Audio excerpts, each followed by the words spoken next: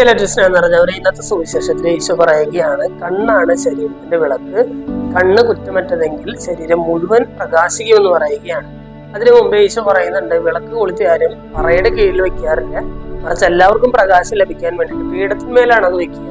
അതിനുശേഷം ഈ കണ്ണിന്റെ ഉദാഹരണം പറഞ്ഞിട്ട് ഈശോ സ്ഥാപിക്കുന്നൊരു കാര്യമുണ്ട്. കണ്ണ് എന്ന് പറഞ്ഞാൽ ഈ വിളക്ക് പോലെയാണ്.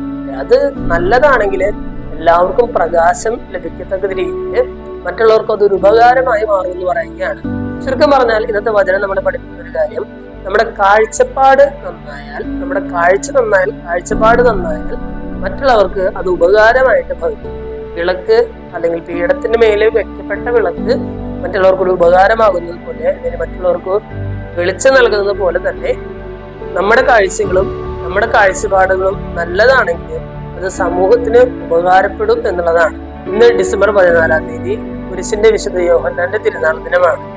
കുരിശിന്റെ വിശുദ്ധ യോഹന്നാനും മറ്റു വിശുദ്ധരും ഈ ജനങ്ങൾക്ക് എങ്ങനെ സാക്ഷ്യമായി മാറിയോ, സമൂഹത്തിന് എങ്ങനെ ഉപകാരമായി തീർന്നോ, അതുപോലെ നമ്മളും മറ്റുള്ളവർക്ക് ഒരു സാക്ഷ്യമാകാനായിട്ട് പീഠത്തിന്മേൽ വെക്കപ്പെട്ട വിളക്ക് പോലെ മറ്റുള്ളവർക്ക് പ്രകാശം നൽകുന്ന രീതിയിൽ ജീവിക്കാനായിട്ട് ദൈവം ആഗ്രഹിക്കുന്നുണ്ട്. അതിനുള്ള വഴി ദൈവത്തിന്റെ സുവിശേഷത്തിൽ പറയുകയാണ്, നിന്റെ കാഴ്ചയും കാഴ്ചപ്പാടും നന്നാകണമെന്ന് പറയുകയാണ്.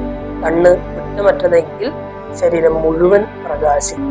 ക്രിസ്തുമസിനായിട്ട് ഒരുങ്ങുമ്പോൾ നമ്മുടെ കാഴ്ചകളെയും നമ്മുടെ കാഴ്ചപ്പാടുകളെയും വിശദീകരിക്കാനായിട്ട് നമുക്ക് ശ്രമിക്കാം. അങ്ങനെ മറ്റുള്ളവരുടെ മുമ്പിൽ പീഠത്തിന്മേൽ വെക്കപ്പെട്ട വിളക്ക് പോലെ പ്രകാശിക്കാനായിട്ട് നമുക്ക് ശ്രമിക്കാം. ദൈവം നമ്മെല്ലാവരെയും സമൃദ്ധമായിട്ട്